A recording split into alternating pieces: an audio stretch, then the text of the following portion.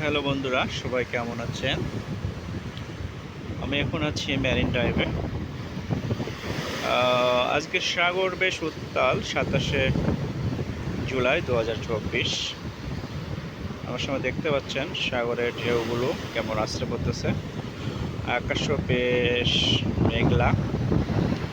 হ্যাঁ, আপনি এই পাশটা একটু দেখাই, এই পাশটা একটু দেখেন কীভাবে সাগরের পানিগুলো উঠতে পড়তেছে।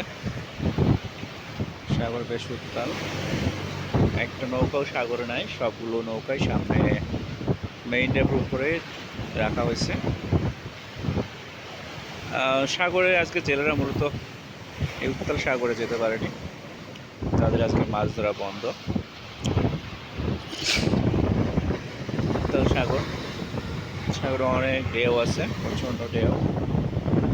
এখন একটু রোদ উঠলো, সকালে মেঘলা ছিল, রোদ এবং মেঘলা এবার চলতেছে।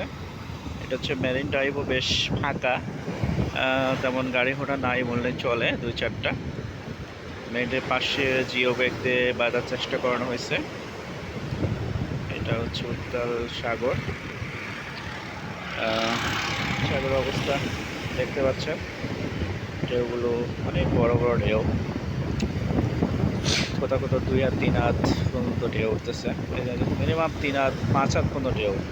আপনি ঢেউগুলো সামনাসামনি না দেখলে মোবাইলে অত বোঝা যায় না। একটু যেটুকু আপনাদের দেখানোর চেষ্টা করতেছি।